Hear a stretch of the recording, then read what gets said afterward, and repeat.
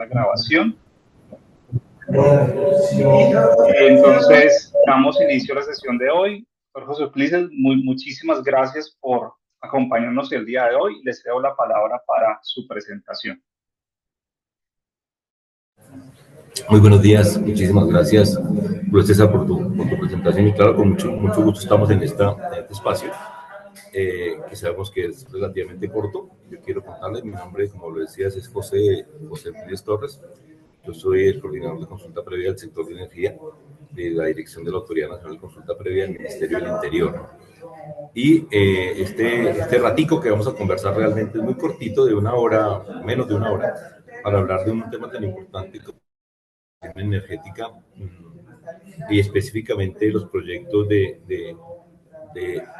o atender algún tipo de inquietudes relacionadas con los proyectos de hidrógeno verde o la generación de energía a partir de este tipo de proyectos. En primer lugar, tendría que señalar que la gestión del Ministerio del Interior como ministerio integralmente se acoge precisamente a la política del plan de gobierno actual. Indudablemente el plan de gobierno actual se plantea, ya es de todos conocido, por una apuesta particularmente a poder buscar, no solamente del Ministerio del Interior, sino en general, una alternativa de fuentes de generación de energía que sustituyen las fuentes de fuentes fósiles a fuentes más bien renovables. Voy a ver si ya a partir de este ejercicio compartimos la presentación. Tú me dices, Julio César, si se está viendo. Se ve como lo hemos planteado al arranque, entonces se ve bien, ¿vale? Parece que teníamos algunas dificultades para presentarla amplia, pero bueno, la miraremos por acá. Les decía entonces que estamos hablando de la Dirección de la Autoridad Nacional de Consulta Previa, de la Subdirección de Gestión y específicamente el equipo desde el sector de energía. Y que lo que vamos a hablar hoy es particularmente esos fundamentos de la consulta, y permítanme que yo durante la charla mantenga siempre una pregunta que se quiere de una u otra manera responder, y es cuando se trata de implementar proyectos tan importantes como el de la transición energética, como proyectos que están asociados precisamente con la generación de energía de fuentes y un proyecto específicamente de recursos, bien esa conversión del hidrógeno, ese ejercicio de ruptura de las moléculas de hidrógeno desde el agua para poder generar energía, pues la intención de la charla todo el tiempo va a ser en ese sentido. ¿Qué requeriría o qué tendría que tener en cuenta una empresa del sector privado, sector público, nacional o internacional, que pudiera considerar de manera importante cuando vaya a implementar un proyecto en Colombia y en relación con una consulta previa, con el derecho a la consulta? ¿Qué tendrían que tener en cuenta? ¿Qué recomendaciones daría el Ministerio del Interior de esta dirección para que una empresa de cualquier carácter emprendiera un proyecto que tiene que ver con generación de energía a partir de la hidrólisis del agua? Esa sería como de fondo, de alguna manera, la pregunta. No es una presentación convencional de la que haríamos en general sobre las normas y demás, sino tratando de orientar las observaciones y las presentaciones en función de esa pregunta fundamental. Para eso tendría yo que recordar inicialmente que existe un decreto, el decreto 2353 de 2019, del 26 de diciembre de 2019, que le da fundamento a la gestión de la Dirección de la Autoridad Nacional de Consulta Previa. Y eso es muy importante que lo podamos señalar, porque a veces se puede eventualmente confundir la misión de la dirección, y por eso queremos focalizarla particularmente en esos 4 ejes. Consulta previa, o más bien la Dirección de la Autoridad Nacional de Consulta Previa, tiene 4 responsabilidades importantes. La de determinar la procedencia y oportunidad de la consulta previa, pues esa es una responsabilidad muy importante definida en este decreto.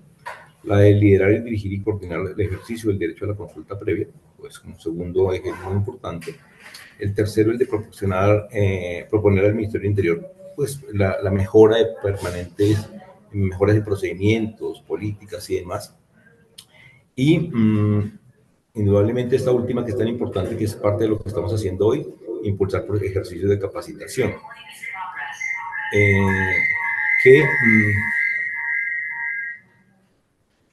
que nos lleven a desarrollar capacidad en cada uno de los actores que están involucrados en la consulta previa. Estos 4 son los ejes que mueven particularmente la gestión de la dirección de la Autoridad Nacional de Consulta Previa. En ocasiones se puede pensar que podría ser una gestión orientada fundamentalmente a superar las condiciones que históricamente han tenido las comunidades de abandono a veces del Estado colombiano, o de pronto de buscar potenciar situaciones como recuperar situaciones como por ejemplo la seguridad alimentaria o los temas de accesibilidad, vivienda, cosas de ese tipo. Pudiera parecer actualmente eso se da porque en ocasiones la gestión de la consulta previa, el ejercicio consultivo, el ejercicio del diálogo puede tocar temas parecidos, pero debemos ser muy claros que esa en particular no es la competencia de la dirección tiene la responsabilidad clara de la determinación de la procedencia, la de liderar ese diálogo, la de generar temas de capacitación y obviamente el tema de generar una mejora continua en sus procedimientos. Esa es la tarea que tiene la dirección. Un recuento pequeño histórico, muy rápido realmente. Esto podríamos tomarnos un buen tiempo para hacer todo un ejercicio exhaustivo de todo el recorrido histórico de lo que se ha venido hablando de la consulta previa. Consulta previa, en principio, pues se tiene que definir un derecho fundamental de carácter colectivo que tienen quienes, las comunidades étnicas en particular, cuando se trata de implementar un proyecto, obra o actividad en su territorio. Ese es el marco de actuación de la gestión a partir de este derecho. Este derecho, pues, ha venido siendo discutido desde hace muchos años. En este recorrido podemos encontrar que desde 1957 ya se venía hablando sobre estos derechos de participación, sobre todo porque el derecho de participación está asociado particularmente con esta visión que después de la Segunda Guerra Mundial se instauró como la necesidad que tienen los ciudadanos de participar e incidir sobre las decisiones que se toman respecto a su entorno, que tienen de participar en las decisiones del gobierno. Y eso implica que la consulta previa es ese espacio en que particularmente se define la posibilidad de participar cuando se van a tomar decisiones que de una u otra manera afectan la realidad de una comunidad étnica en particular. Y en este recorrido, desde 1957 y luego pasando por llegando al convenio 169 en el año 1989, y luego de que la ley 21 de 1991 ratificó el convenio y lo incorporó a nuestro marco constitucional, la consulta previa en Colombia se considera un derecho fundamental amparado constitucionalmente. Eso es muy importante tenerlo en cuenta porque esa definición de carácter constitucional le da un carácter diferente, un carácter especial, tan especial que cuando se trata de garantizarlo y eventualmente si se vulnerara, es viable que los actores que se sientan vulnerados puedan acudir al derecho de tutela, al mecanismo de tutela más bien, para poder invocar que se le garantice el derecho a la consulta previa. Eso es muy importante señalarlo, porque cuando se trata de este tipo de proyectos, y por ejemplo los proyectos de hidrógeno verde, si una empresa, les decía al comienzo, del sector privado, público, nacional o internacional, en Colombia, quiere adelantar un ejercicio de implementación de un proyecto, obra o actividad relacionada con este tipo de proyectos, hay que tener en cuenta que se está moviendo cuando se trata de la consulta previa en el marco de un principio constitucional, que lo hace claramente diferente. En estos días se ha hablado mucho de que si la consulta previa es un procedimiento administrativo que se desarrolla en el puesto de trabajo, en el escritorio, o se desarrolla pues, en el territorio. Indudablemente es algo territorio, porque es donde está la realidad de las comunidades.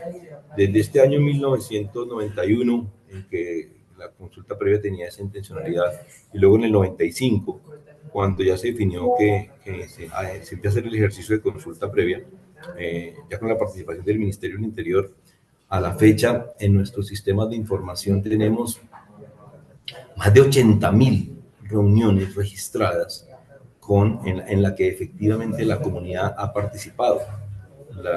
Y eso es muy importante señalarlo porque para quien está interesado en adelantar un proceso de un proyecto, obra o actividad relacionada con proyectos de hidrógeno verde, tendrá que tener muy claro que el ejercicio se hace, el diálogo se hace y se ha hecho históricamente en territorio.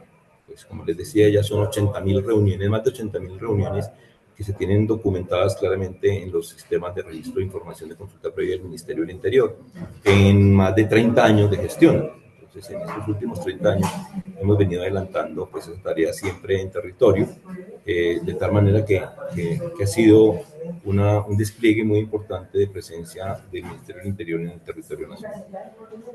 Esas son condiciones muy importantes. Entonces, para aclarar en esta diapositiva, dos aspectos. Primero, que es un derecho que está amparado constitucionalmente, que tiene ese carácter y que le da una fuerza especial que lo hace diferente del proceso meramente administrativo ya desde el punto de vista constitucional.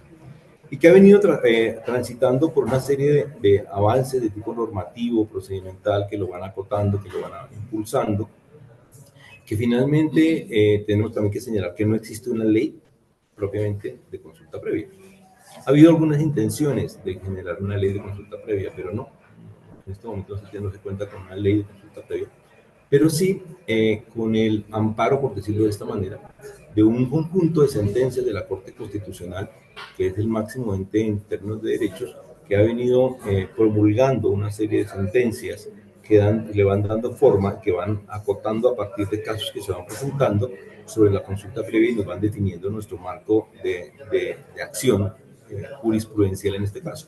Entonces, para no entrar en cada una de las normas, les diré que tenemos un conjunto de normas que nos regulan como las directivas presidenciales, pero también un conjunto de aportes o de elementos jurisprudenciales derivados de la Corte Constitucional que nos van orientando la gestión. Una de las sentencias más importantes de todo este proceso es la sentencia SU 123 de 2018, que es una sentencia unificatoria de la Corte Constitucional en la que nos plantea, en primer lugar, la necesidad de crear la dirección de la Autoridad Nacional de Consulta Previa, por una parte, y por otra parte, nos pone el foco particularmente en el hecho de que la consulta previa debe girar todo el tiempo en torno a las afectaciones que el proyecto, obra o actividad genera sobre la comunidad. Ya hablaremos más adelante de ese aspecto, pero es muy importante que lo reseñemos de esa manera. Yo quisiera resumir en esta diapositiva, que va a ser compartida precisamente para todos los asistentes, pero resumir fundamentalmente en tres ideas. Primero, es un derecho fundamental. Es un derecho que se desarrolla de manera participativa en los territorios desde hace 30 años y que está orientado fundamentalmente a coordinar o orientar el diálogo entre las partes cuando se trata de discutir sobre afectaciones que un proyecto, obra o actividad pueda desencadenar frente a una comunidad. Ya miraremos en detalle qué se entiende por esa afectación, que no tiene una ley, pero que tiene un marco normativo regulatorio y que por otra parte tiene un conjunto bastante amplio de manifestaciones de la Corte Constitucional a partir de las sentencias, que son los que nos inspiran y regulan tanto los conceptos como los procedimientos que actualmente implementamos. Hay un elemento como muy importante aquí también, que es que la consulta previa se debe entender precisamente por no ser un proceso de orden administrativo, aunque se sustenta en una acción administrativa, pero por ser un diálogo que tiene carácter constitucional y precisamente para garantizar la participación, debe partir de un principio fundamental, que es que existe, debe existir como parte fundamental de su esencia para poderlo implementar como derecho, un diálogo intercultural. Aquí pasa o bien un elemento muy importante, precisamente cuando una empresa, proyecto o actividad que tenga que ver, en este caso particularmente con el hidrógeno verde, debe tener en cuenta. Cuando los actores responsables, la gerencia de las empresas, han planteado los mecanismos de implementar un proyecto de esta naturaleza, tienen que tener en cuenta que se van a encontrar en un territorio, realmente en un territorio entendido ahora, primero un territorio entendido con un nuevo concepto. Antes se hablaba, hace unos años, del territorio definido como los linderos físicos donde está un territorio. El territorio se delimita por tantos kilómetros en el borde del territorio de esta o aquella manera. Era la concepción que tenía histórica sobre lo que era un territorio. Pero hoy en día no, hoy en día el concepto de territorio no se queda solamente en esos aspectos apenas geográficos. El concepto de territorio es un concepto mucho más amplio, es un concepto cultural donde se incorporan y se entremezclan una cantidad de elementos como por ejemplo los elementos ancestrales, históricos, las costumbres, toda la ritualidad propia de una comunidad que está asociada precisamente a ese territorio. Entonces, más allá de un territorio, apenas un polígono geográfico, se tiene que tener en cuenta que estamos interactuando frente a una comunidad que tiene una realidad ancestral y cultural que definitivamente que se ha construido históricamente, y que frente a eso, un proyecto, obra o actividad que se desarrolla alrededor de eso debe partir de ese principio. Aquí se encuentra una dicotomía. Nos encontramos ya con la primera dicotomía que tiene que encuentra una empresa. ¿Es cuál? Pues pueden ser nacionales o internacionales, y pueden tener un marco regulatorio normativo internacional o normativo normal, digamos, de los procesos normativos regulares. Y diría, bueno, pues yo acojo los procesos normativos regulares del país y hago el ejercicio de diálogo. Y eso es indudablemente muy importante y se debe hacer. Pero no hay que olvidar que estamos hablando de las comunidades étnicas. Y las comunidades étnicas, muchas de ellas también han generado sistemas normativos propios. Y esos sistemas normativos propios son una condición indispensable para desarrollar el diálogo. Yo no podría entrar a hacer un diálogo con una comunidad, si me hablo en términos de empresa, o en un territorio, desconociendo las características culturales, normativas propias de esa comunidad. Esa es una condición absolutamente importante. Implica entonces para las empresas que conformen un grupo de personas, un grupo de profesionales dedicados precisamente a entender con amplitud y claridad las características propias que tiene un territorio, las características propias de una comunidad. Si citáramos, por ejemplo, el caso del sistema normativo Guayú, el proyecto se fuera a implementar, por ejemplo, en La Guajira, pues indudablemente una condición es, para que ese diálogo intercultural se pueda desarrollar, se requiere que los actores institucionales o corporativos conozcan a fondo de qué se trata un sistema normativo Guayú, que conozca pues su historia, sus estructuras de gobierno, sus estructuras, las posiciones de los diferentes actores en el territorio. Habrá que entender incluso sus propias denominaciones y entender, por ejemplo, que en este caso, cuando hablamos de la justicia ordinaria de este país, se habla de un modelo de justicia. Y cuando hablamos del modelo del sistema normativo, pues yo hablamos de un sistema que está basado fundamentalmente en un sistema restaurativo. Ese principio restaurativo define definitivamente una manera diferente de relacionarnos con esta comunidad. Y eso implica que quien esté interactuando deba conocer a fondo ese sistema, por citar alguno de ellos, si fuera el caso de La Guajira, como les decía un ejemplo. Pero en cualquier parte del país donde tengamos una comunidad indígena, una comunidad negra, una comunidad rom, siempre tendremos que acudir a pensar claramente y a definir claramente cuáles son los principios, formas, los parámetros que mueven una comunidad para poder establecer este diálogo intercultural de una manera efectiva. No se trata de que las comunidades simplemente se acojan a los o modelos ordinarios, sino que también quien implemente el proyecto, y en este caso el Ministerio del Interior como facilitador y regulador, invite e inste a las empresas a que tengan una claridad sobre esos modelos, porque en la medida en que los tienen, la consulta previa o el diálogo que van a tener en la consulta previa va a girar más fácil. Cuando a veces le preguntan a uno cuál es el éxito o el fracaso de la consulta previa en los proyectos de energía o en cualquier proyecto, en general la respuesta que damos personas que ya tenemos algún tiempo de experiencia es: la base de la consulta previa se basa en más bien la calidad y la garantía de una buena consulta previa, que es de un ejercicio de diálogo que se dé de manera adecuada, con buenos resultados, se basa particularmente en el hecho de que haya una generación de confianza. Eso quiere decir que en lo que más tenemos que trabajar en principio es la generación de una buena relación entre los actores. Finalmente, los actores que están allá en el territorio, tanto la comunidad o la empresa con sus proyectos, van a ser vecinos. En tanto que vecinos, pues tendrán que tener unas buenas condiciones de convivencia. Y si han marcado una buena relación desde el comienzo, en la comprensión del uno con el otro, finalmente, muy probablemente eso hace que los proyectos tengan futuro a largo plazo. Y entonces eso nos llevaría también a una conclusión. Para que los proyectos de consulta previa, que los proyectos de energía, en este caso los de generación de energía a partir del agua y el hidrógeno verde, tengan éxito en cualquier parte del país, tienen que garantizar que primero se establezca una sólida relación entre los actores que participan en este ejercicio, o sea, entre la empresa y la comunidad, acompañado por la mediación del Ministerio del Interior, que es la tarea permanente de nosotros, estar siempre interactuando, facilitando, habilitando los espacios, para estar en ese territorio y establecer ese tipo de comunicaciones que es muy, muy importante garantizar. Entonces, en cuenta que el papel del Ministerio del Interior es muy, muy importante, toda vez que da la posibilidad de que sirva en algunas medidas de árbitro en cuando se presentan diferencias, o de facilitador del encuentro o facilitador de la identificación de los posibles motivos de conflictividad que pueden llevar a dirimirse para que facilitemos el proceso.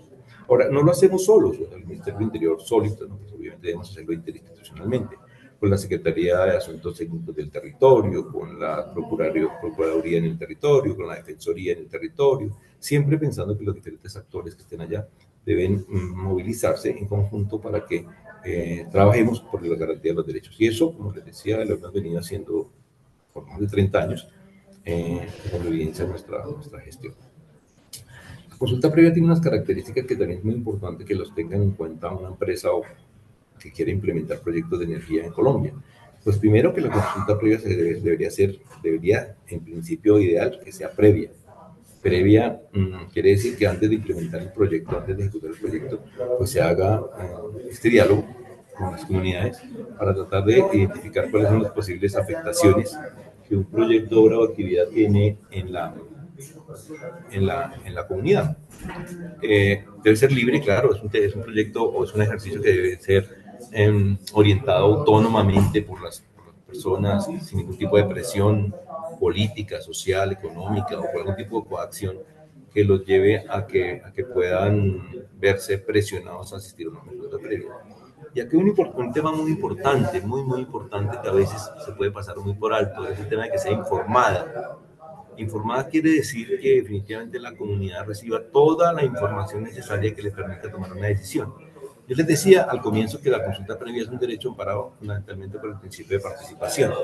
Y la participación efectiva se logra cuando las comunidades o los actores de las comunidades realmente pueden recibir la información completa sobre lo que va a pasar en un proyecto, porque eso le va a permitir precisamente decidir, incidir sobre las decisiones que se toman.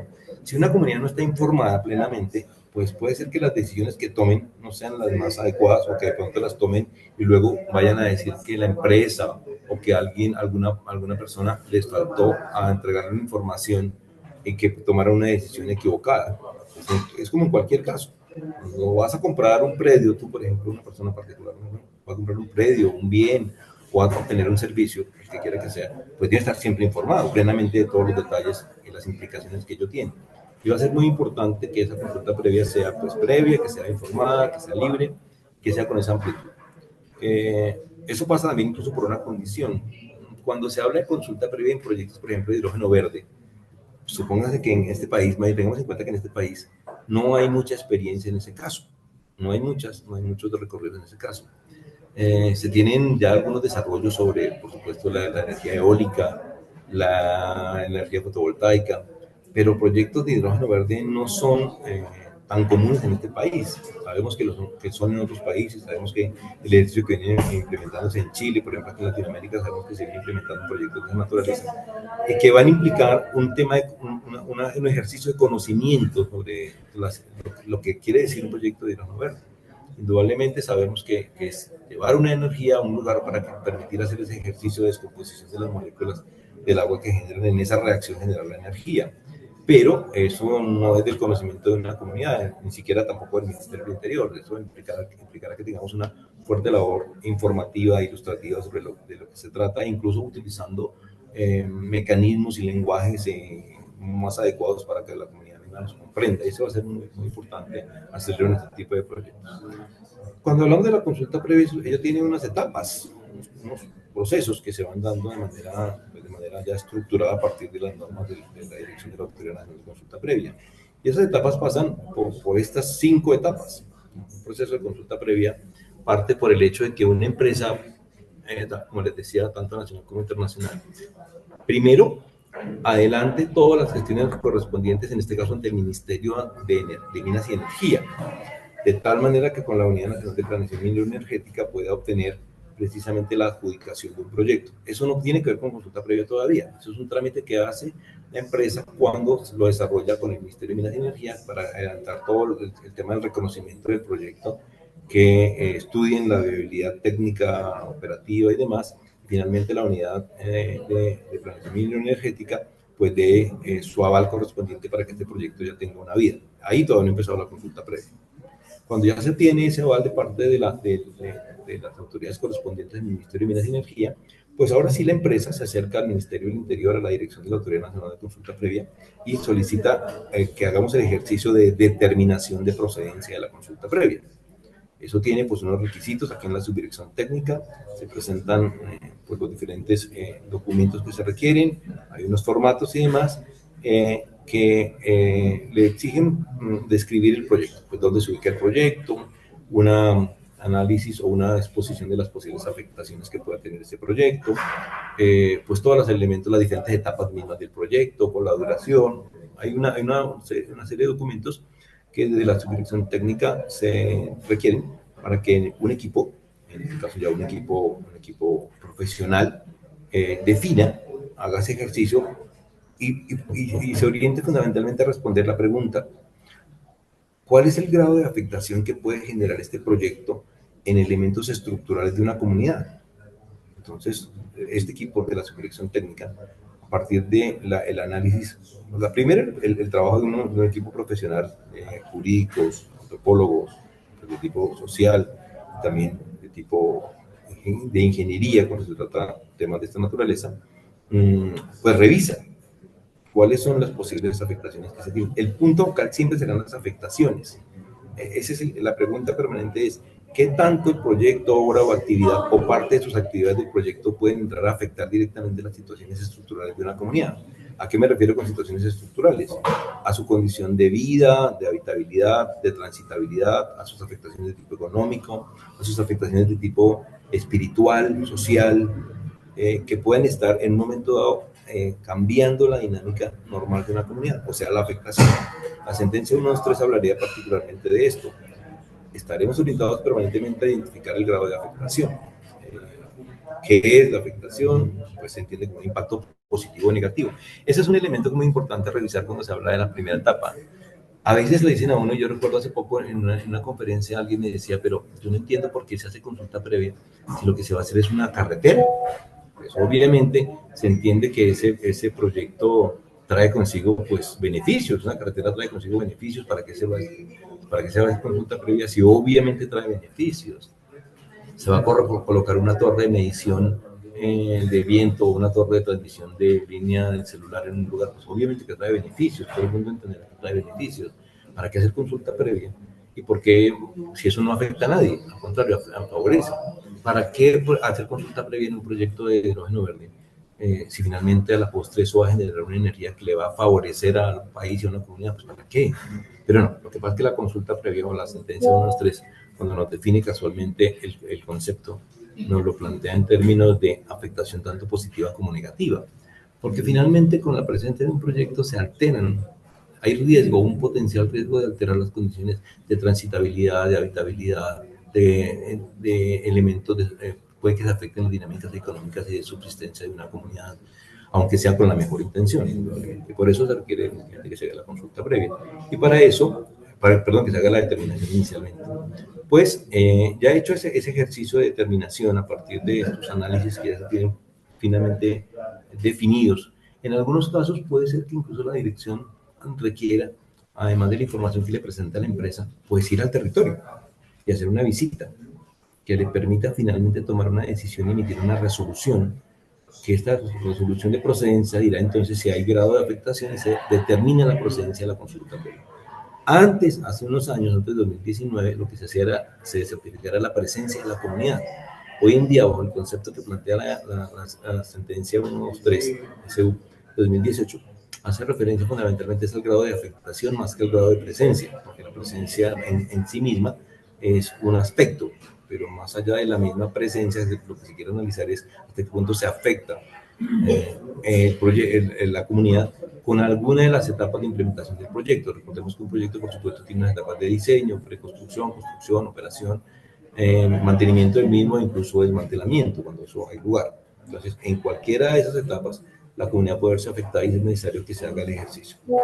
Cuando ya se tiene definido el ejercicio de esa ya se ha emitido, la Dirección de la Autoridad Nacional de Consulta Previa a través de la Subdirección Técnica, define que existe un proceso de consulta previa, que se requiere, se determine la consulta previa para un número definido de comunidades, pues entonces ya empezamos ahora con la segunda etapa de consulta previa, que es la coordinación y preparación. En este ejercicio de coordinación y preparación, pues es discrecional también de la empresa. Nosotros no hacemos inicios de consulta previa por oficio. La empresa recibe el documento de resolución de procedencia de la consulta previa. Y nosotros, más bien ellos, en su ejercicio ejecutivo o estratégico, le envían a la Dirección de la Autoridad Nacional de Consulta Previa una solicitud de inicio. Solamente en ese momento de solicitud de inicio es que nosotros convocamos una reunión de coordinación y preparación. En esta reunión de coordinación y preparación, que se solicita por el ejecutor para que se defina un espacio de diálogo en el cual ya un equipo técnico va a reunirse con equipos de gestión, ahora sí es con la subdirección de gestión, y va a explicarle en qué consiste el proyecto y haremos toda una reflexión sobre cuáles son los factores que están facilitando la implementación de ese proyecto, los posibles factores o riesgos que pueden presentar. Nos presentarán también el proyecto, conversaremos sobre el tema y miraremos hasta qué punto podemos prevenir, mitigar, sobrellevar algunas de las posibles riesgos que se pudieran presentar en la implementación del proyecto desde el punto de vista dialógico de la consulta previa. Porque pues sabemos todos que en el país pues pasamos por situaciones muy difíciles de orden público, a veces los proyectos están ubicados en sitios geográficos de difícil acceso, por muchas condiciones, hasta se atraviesan por situaciones de intereses políticos en algunos casos. Eso es la realidad de nuestro país, la realidad social. Y entonces en ese ejercicio lo que hacemos es las identificamos con el fin de poder definir mecanismos que nos permitan pues poderlos sobrepasar de manera tranquila, concertada, y que en un momento dado podamos definir una ruta de trabajo pues ordenada y estructurada respecto a lo que se va a implementar el proyecto. Para eso se requiere entonces un diálogo, otra vez. No es un tema te mando un correo electrónico, me mandas la presentación y luego conversamos, no, es un tema presencial que se habla abiertamente sobre cómo debemos coordinar y preparar ese ejercicio. Hasta ahí no han participado la comunidad, no han entrado, ya sabemos que hay una determinación. El ejercicio de análisis de la situación de la comunidad ya lo hicimos en determinación y ahora entraremos a una siguiente fase. Ya vamos evacuando en la etapa de determinación y la etapa de coordinación. Ahora vamos a entrar a la etapa de preconsulta y pues, las tres etapas siguientes, preconsulta, consulta y seguimiento. Cuando ya hablamos de la preconsulta, entonces, ¿qué hacemos? Ahora sí, 15 días después de haber realizado la reunión de coordinación y preparación, vamos, porque la empresa también nos ha presentado una ruta metodológica preliminar. Una ruta metodológica es pues, el cronograma de actividades que se van a desarrollar. Vamos a citar la Dirección de la Autoridad Nacional de Consulta Previa, cita con 15 días de antelación a la reunión, a una reunión de preconsulta. A esta reunión de preconsulta, la idea es que esté presente, por supuesto, por la empresa, por supuesto, es uno de los principales convocados, también la comunidad, las comunidades, con sus representaciones formales, tienen que estar los representantes formales de las empresas, de las comunidades, perdón, pues de unos y de otros, con la mediación del Ministerio del Interior. A esta reunión, por supuesto, también invitamos a otros actores territoriales, como les decía ahorita, la Secretaría de Asuntos Técnicos del Territorio, la Procuraduría Regional, la Defensoría, bueno, actores que están igualmente llamados a garantizar también los derechos de las comunidades en ese espacio. Y por eso haremos esa convocatoria. En esta reunión, pues, tenemos como tres momentos. Ya la preconsulta tiene como tres momentos. El primer momento es que nosotros hagamos una exposición de lo que es la consulta previa. Muchas de las comunidades no saben qué es la consulta previa como derecho. No tienen exactamente ese dominio. Y entonces la tarea de nosotros es explicarles en qué consiste ese derecho, cómo se garantiza ese derecho, los mecanismos que se tienen, las etapas, los posibles, no digamos los riesgos, pero al menos los momentos de tensión que puede generar este diálogo. Les explicamos en una exposición parecida a la que estamos haciendo ahorita, pero quizá mucho más adecuada para las comunidades. Esta área del Ministerio del Interior, eso lo hace la ANCP. Nosotros explicamos, un delegado explica en qué consiste el proceso consultivo desde el punto de vista jurídico, social, cultural y demás, para que ellos tengan como los elementos que les permiten interactuar frente a este ejercicio. Luego viene la empresa, va a ejecutar, va a mostrar el proyecto. Pues ahora sí, ojalá de la manera más didáctica posible, la empresa le dice, bueno, es un proyecto de hidrógeno verde que trae energía por canales de un parque eólico, que viajan a través de una línea eléctrica, que la llevan a unos lugares en la costa, y en la costa se hará todo un proceso de esta naturaleza, de la hidrólisis. Habrá que explicar qué es, por supuesto, la hidrólisis y todas sus implicaciones para la generación de la energía. Explicarán el proyecto. Luego de que se ha explicado el proyecto, viene un tercer momento muy importante, que es, bueno, hay un hito muy importante acá. Cuando la empresa y la comunidad, perdón, el Ministerio del Interior y la empresa han explicado lo que tienen que explicar, el Ministerio del Interior le preguntará a la comunidad si están de acuerdo con que se haga la consulta. Porque la preconsulta es la consulta de la consulta, que también está definida en esta sentencia que les decía, la S113 de 2018, hace referencia a la consulta de la consulta. Hay que hacer la consulta para preguntar formalmente a la comunidad si, conocido el marco jurídico de la consulta previa, conocido el proyecto, estarían de acuerdo que se hiciera una consulta sobre este proyecto. Generalmente dicen que sí, pues por la información, porque entre otras cosas los proyectos traen consigo beneficios que la comunidad se da cuenta que son potencialmente positivos para la comunidad. Y con esa anuencia se procede a definir una ruta metodológica. Es una ruta metodológica. ¿Qué es una ruta metodológica? Una ruta metodológica es el conjunto de actividades, la definición de actividades en un cronograma que permite ir adelantando cada una de las etapas siguientes del proceso. También se definen aspectos de orden logístico, la participación de posibles asesores, y los tiene que tener la comunidad, y todos los aspectos que faciliten de manera, desde el punto de vista logístico y programático, la realización de las reuniones. Cuando uno hace un ejercicio de preconsulta, debe tener muy claro, yo quiero hacer mucho énfasis en ese sentido cuando se trata de empresas y actores, que nosotros no podemos hacer el ejercicio de preconsulta como si fuera un ejercicio meramente mecánico, como si no estuviera pasando nada en la cabecita de cada uno de los actores. Miren, cuando uno hace una exposición en una comunidad sobre el tema de consulta previa, la comunidad está tratando de identificar, primero conocer qué es lo jurídico, pero también tratando de conocer en lo jurídico cuáles son los elementos que le permitirían más adelante la interacción con la empresa. Eso es normal.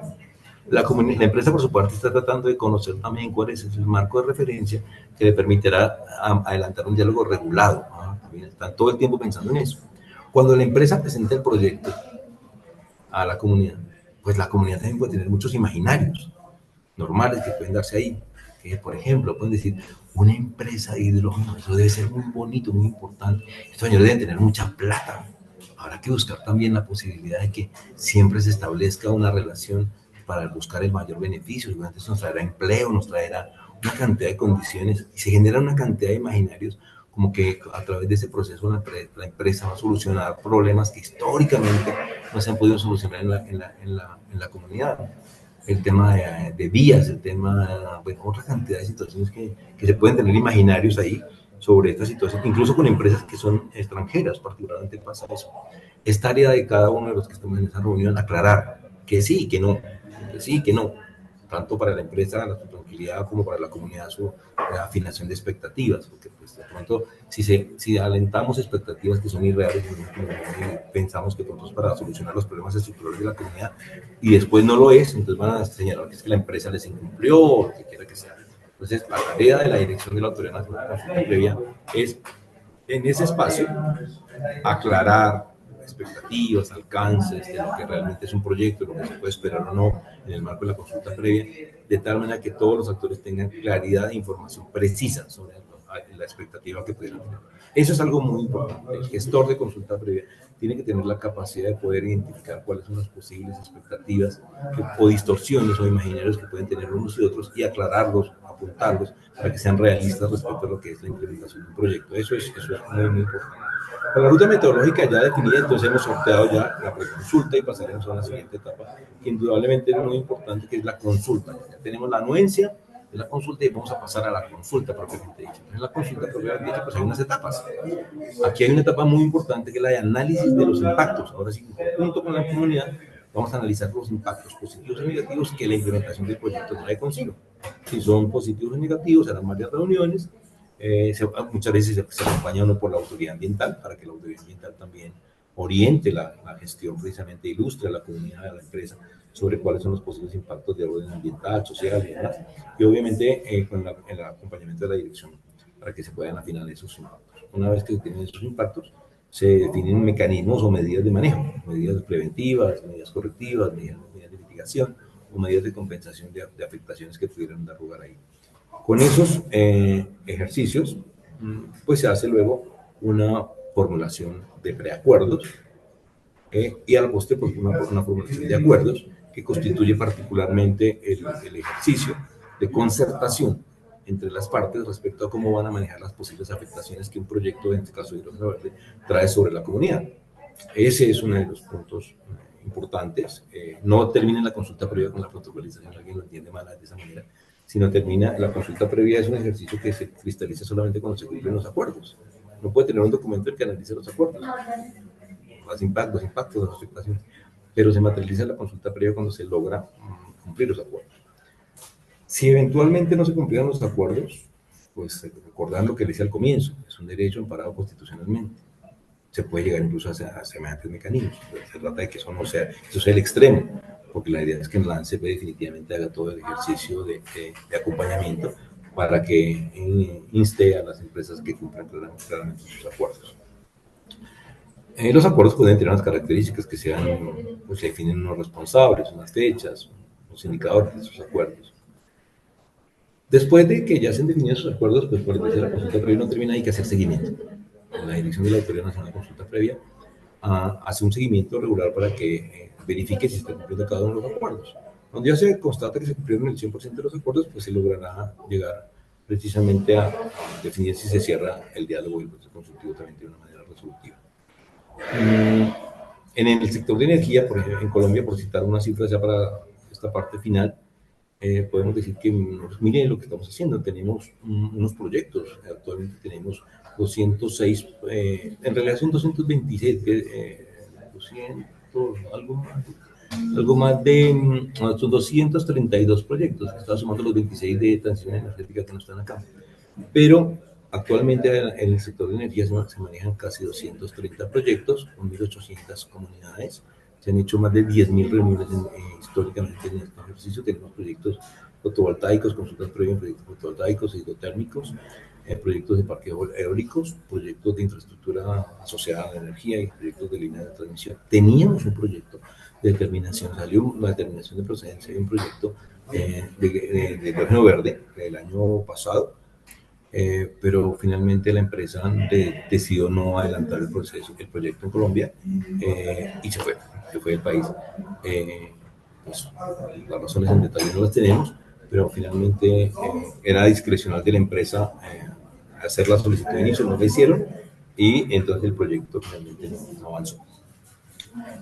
No sé, pues yo sé que los tiempos, siguiendo los tiempos que me han marcado, teníamos que los últimos 10, 15 minutos eran para preguntas. Hasta ahora tenemos el tiempo regulado apenas. ¿Qué me dices desde el espacio de diálogo? Pues, José, en primer lugar, supremamente interesante. Tal como dices tú, el tiempo es muy corto para un tema tan relevante e importante. Ya tenemos una pregunta en el chat, entonces no sé si te la pueda transmitir. Vale. Dice Richard Ibáñez, para colectivos sociales que no sean indígenas, afros, raudales o rom, también aplicaría la consulta previa. Y yo lo ampliaría un poquito pensando también como en las comunidades campesinas, entendiendo que ya el campesino, si no estoy mal, desde el 2023 ya es un sujeto de derecho. Pero entonces también esas comunidades, pues es muy probable también que comunidades campesinas estén asentadas cerca de la ejecución de estos proyectos. No, en principio, pues para ser categórico y no extenso en la respuesta, no. El marco normativo y el marco jurisprudencial define que realmente permítanme el término que no me gusta mucho, es el sujeto de consulta previa. El titular más bien del derecho a la consulta previa, para ser más afín con lo que yo pienso sobre el derecho, son las comunidades técnicas. Las comunidades técnicas entendidas bajo la definición constitucional de que están conformadas por las comunidades indígenas, las comunidades negras, las comunidades rom. Si bien las demás comunidades, por supuesto, los demás grupos humanos también tienen derechos, ni más faltaba, pero particularmente la norma sí nos restringe específicamente a comunidades étnicas. Perfecto, entonces en este momento invito a la audiencia que formule sus preguntas vía chat o que también pues abran sus micrófonos y aprovechemos la presencia de José Euclides en este momento.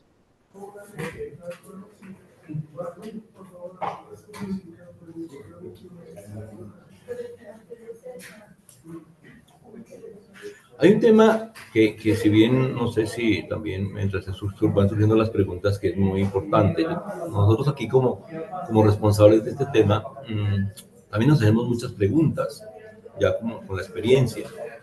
Uno diría, bueno, cuando se trata de proyectos de esta naturaleza, ¿cuáles son las posibles tensiones que se generan entre los actores que puedan facilitar o poner en riesgo la implementación de un proyecto de esta naturaleza? Las tensiones que ocurren entre actores. Recordemos que estamos hablando con actores sociales, humanos, y estos actores tienen tensiones, diferentes tipos de posiciones. Y es que a veces de pronto el error que podemos caer es en general pensar que eventualmente la consulta previa, como se trata de las empresas y demás, puede estar concentrada en aspectos netamente económicos. A veces se plantea una tendencia a monetizar el ejercicio del diálogo y entonces cuánto se va a dar, cuánto se va a compensar, y todo termina en un ejercicio, o más bien tiende a convertirse en un ejercicio un poco orientado a tensiones sobre compensaciones. Ese es un error, ese sería un error muy grave que nosotros no podríamos permitir, precisamente porque la misma Corte Constitucional ha señalado en más de una ocasión que si permitiéramos monetizar el ejercicio, pues terminaríamos en desvirtuar el derecho fundamental que está basado fundamentalmente en este principio dialógico. Ese sería uno de los advertencias. Otro es que a veces las personas dicen, bueno, es que la consulta previa no tiene un método, es como muy subjetivo. Indudablemente que lo puede ser, pero es que aquí ocurre que cuando una empresa presenta una postura sobre lo que podría ser la implicación de las afectaciones y la comunidad no está de acuerdo, pues no se impone la posición del uno o del otro, ¿no? Es un tema dialógico. Entonces, finalmente la empresa tendrá sus argumentos para señalar que hay una afectación de esta naturaleza y la comunidad también, y a partir de una interacción de diálogo respetuoso, coordinado, regulado por las partes, pues se van definiendo y encontrando los acuerdos alrededor de las posibles afectaciones y sus posibles medidas de manejo. Siempre es basado en un diálogo. El método es básicamente el método del diálogo. Difícil, a veces tensionante, que lleva a presiones y demás, pero ese es el método que tenemos. No existe una calculadora en la cual metamos las afectaciones y luego sacamos al otro lado sumas y restas y sacamos las conclusiones de los impactos y las medidas de manejo. ¿Y cuánto vale? Definitivamente no es nada que ver con eso. No es nada que ver, es siempre un ejercicio ideológico. Por eso tiene que desarrollarse en el territorio como se ha venido desarrollando históricamente. 30 años de labor de la Dirección de la Autoridad Nacional de Consulta Previa en el territorio, pues es un tema que demuestra que definitivamente tiene que hacerse allá. O sea, cualquier proceso de ejercicio de consulta previa que se haga en una oficina sin contar con la presencia de las comunidades sería atentatorio con el derecho fundamental a la participación y luego a la consulta previa. ¿Alguna pregunta, José César? Vale. Aquí hay dos observaciones. Dice Alexandre Izquierdo, cordial saludo de un curso de consulta previa que se desarrolló a principios del año entre Univalle y Mininterior. Pregunta si lo volverán a realizar. Yo quedo con la tarea de averiguar acerca del curso y compartírselo. Y al igual con Germán Torres, con Germán Ramírez, el doctor José Euclides, usted nos va a compartir la presentación, ¿cierto? Sí, sí, claro. Sí, nosotros compartimos, bueno, tenemos un retraso en compartir las memorias, nosotros vamos a compartir todos los videos y vamos a compartir las presentaciones de los anteriores ponentes de las sesiones. Yo tengo una pregunta. ¿Este proceso de consulta previa tiene un término temporal? Entendiendo, no sé si decirlo así, pero la posible volatilidad de las inversiones. No entiendo, no tengo claro a qué inversiones te refieres. O sea, si una empresa va a hacer una inversión en un proyecto X de desarrollo, no sé, de una planta para biofertilizantes verdes, por ejemplo, que utiliza hidrógeno, y debe desarrollar un proyecto de consulta previa, ¿existe no sé, como una franja de tiempo para desarrollar ese proceso? ¿O es todo lo que dura la negociación entre la comunidad y la empresa que desarrolla el proyecto? Es una pregunta muy pertinente y una pregunta muy preocupante para las empresas, indudablemente. Si van a decir, se van a entrar en un ejercicio donde esto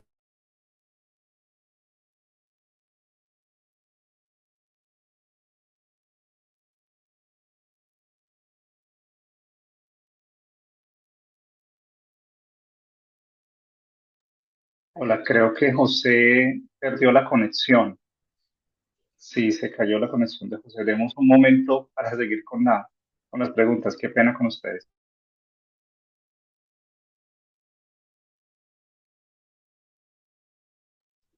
José, ¿nos escuchas?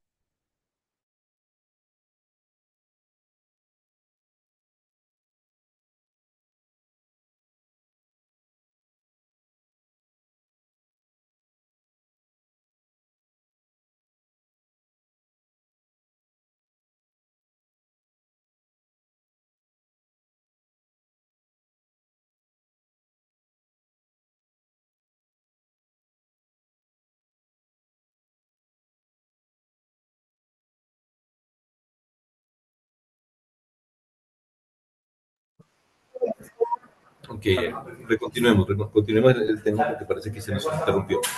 Miren, es cierto, los tiempos pueden ser una preocupación muy importante, pero hay que tener en cuenta que, y valga la cuña, el Grupo de Energía de la Dirección de la Autoridad Nacional de Consulta Previa ha identificado particularmente mecanismos que permiten siempre estar acompañando la relación entre las partes, tratando de identificar posibles tensiones, conflictos y anticipar ese ejercicio para que la consulta previa tenga un tiempo medido. No es un tiempo infinito, sino que efectivamente se define una preconsulta, una reunión, luego pueden haber dos o tres talleres para el tema, dos o tres reuniones para el tema de impactos, una para protocolizar, para hacer el seguimiento, pero sí tenemos una gerencia de los tiempos relacionados con la consulta previa, que en los últimos tiempos ha disminuido de manera sustancial. Antes teníamos diálogos de 3 años, llegamos a diálogos en que empezaba la consulta previa, duramos 3 años en el diálogo hasta que finalmente se protocolizaba y la empresa tenía los documentos para presentar los trámites de licencia. Hoy en día no, hoy en día hacemos un ejercicio de una gerencia más corta, donde los procesos pues, se desarrollan los diálogos, pero particularmente pueden estar en cada comunidad en el orden de 2 o 3 meses a lo sumo, porque pues, también dependerá el número de comunidades y también dependerá de ese respaldo que tiene, les decía al comienzo, el éxito de la consulta previa depende de la calidad del relacionamiento que tienen las partes. Si la empresa desarrolla intencionalmente un ejercicio de buen relacionamiento, seguramente los tiempos son menores. Si hay un acercamiento, hay una valoración de la comunidad y todos sus elementos, seguramente los tiempos son menores. Si hay una posición muy administrativa de la empresa, en el sentido, no, pues dejemos y vamos viendo, y de vez en cuando si no hay una gerencia de lo social intencional, puede durar mucho tiempo. Entonces, yo sí tendría que hacer esa recomendación. Las empresas que quieren estructurar e implementar una estrategia de relacionamiento muy positivo que haga que los tiempos relativamente son cortos, porque también sabemos que las empresas en los proyectos tienen tiempos y responsabilidades asociadas con el cumplimiento de sus pólizas. Eh, si se da la fortaleza, el buen relacionamiento, los tiempos pueden ser medidos, regulados, controlados y siempre bajo la mano y bajo el acompañamiento de la CPM. Pueden ser positivos. Pero entiendo Vale, claramente, tenemos, porque eso es un agujero negro, donde empezamos a invertir unos recursos y pueden ser unos un día, luego otros, otros y otros y otros, y la preocupación económica es indudablemente importante. Pero, y de eso somos plenamente conscientes nosotros, que no solamente es un ejercicio de dialógico, de buscar la correlación entre intereses de una empresa e intereses también de una comunidad, intereses del país, que a la postre estamos hablando del interés del país, de poder poner en funcionamiento una estrategia de fuentes de energía renovables que definitivamente están de acuerdo con el plan de gobierno y con los planteamientos que internacionalmente se han venido haciendo sobre los temas de mejoramiento de condiciones ambientales. Eso estamos, bueno, estamos completamente comprometidos y sabemos que el tema de tiempos es algo que tenemos que estar todo el tiempo vigilando para que se administre de la mejor manera posible. vale, teníamos una mano levantada desde la sede Zarzal. No sé si quieran hacer la pregunta. Sí, buenos días, ¿me escuchan ahí? Escuchamos, sí. Bueno, buenos días para todos. Tengo una consulta sobre el tema de pronto, no sé si las compañías hoy en día tengan como ese criterio de tener un grupo consultor ante las comunidades. ¿A qué me refiero? O sea, que pronto hagan un, un mercadeo, si quieres llamar un estudio de mercado, para que vayan a ciertas partes, digámoslo, a antojar las personas de las comunidades, porque sabemos que el ser humano de por sí somos reacios en cierta manera a los cambios hay veces, ¿ya? Y luego a manera de anécdota, porque una vez me pasó con un grupo por acá en el Valle del Cauca que íbamos a instalar un simple sistema, digamos, pues digo simple en el buen sentido de la palabra, sin desmeritar, pero algo básico, un sistema de generación eólica híbrida con unos paneles para una comunidad indígena, pero eso se complicó porque, pues, o sea, toca entrar escoltados prácticamente. Entonces, muy complicado. Yo una vez me sentí de cierta manera con miedo porque me dijeron que era una reunión de 5 o 6 personas.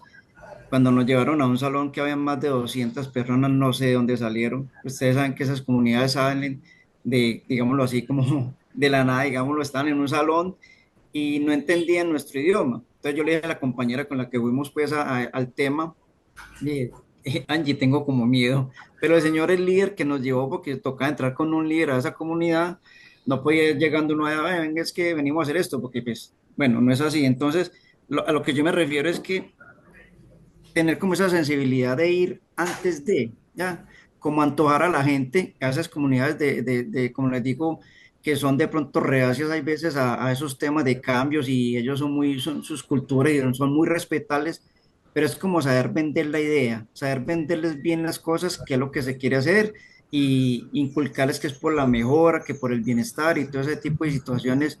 Y yo creo que sería muy bueno, no sé si lo tengan de pronto las empresas, esa caracterización de un grupo que vaya antes de, como a ir a incentivar a las personas y todo, no como hacer una consulta previa ante los entes estatales, digámoslo así, alcaldías o municipales o gobernaciones.